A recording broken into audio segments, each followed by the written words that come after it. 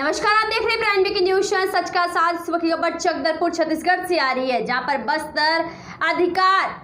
यहां पर मुक्त मोर्चा द्वारा आज बस्तर से जुड़े हुए संवेदनशील मामलों को लेकर पत्रकारिता को लेकर उठाए गए केंद्र राज्य द्वारा कदम। देखिए माई पे रिपोर्ट।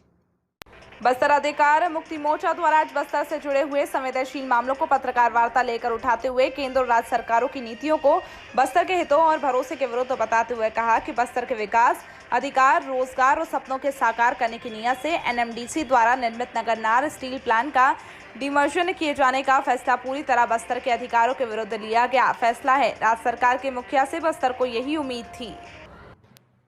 अधिकारों, विकास और सपनों का आधारशिला रखने वाला ये एनएमडीसी का नगरनार स्टील प्लांट जो है 27 अगस्त को निवेशीकरण के तरफ डीमर्जर की कार्रवाई के साथ बढ़ गया है। ऐसा नहीं है कि ये पहली घटना है। 2013 में विनिवेशीकरण का प्रक्रिया तत्कालिक यूपीए सरकार ने प्रारंभ किया था। इस प्रक्रिया को आगे बढ़ाकर 2015 में एनडीए की सरकार की नीति आयोग ने विनिवेशीकरण की तरफ पहली प्रक्रिया प्रारंभ की और इस पर ग्लोबल टेंडर बुलाने की बात कही। और उसी समय ही हैदराबाद की जुड़ी हुई इस कंपनी को एक अलग कंपनी के रूप में Nagarnar steel plant limited private limited company के नाम से छत्तीसगढ़ के अंदर में पंजीयन करवा दिया गया।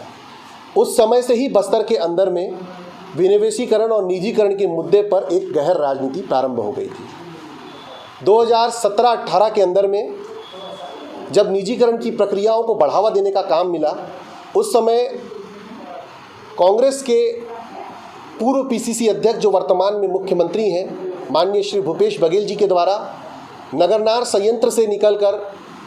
कमिश्नर कार्यालय जगदलपुर तक पदयात्रा निकाली गई और उस पदयात्रा को निकालकर पूरे बस्तर के लोगों के सामने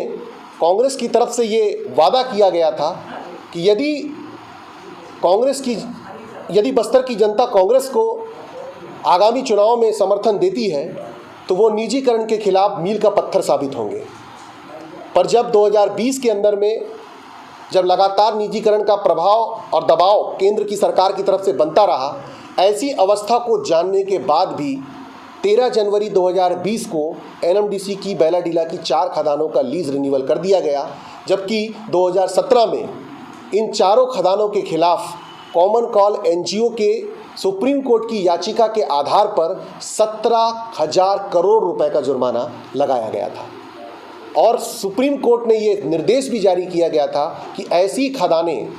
जो खनिज नियम के खिलाफ काम कर रही हैं, उनके लीज को बढ़ाने से पहले उनके नियमों और उनके काम करने के तरीके पर केंद्र राज्य सरकार विचार करे। जबकि कर्नाटका की सरकार ने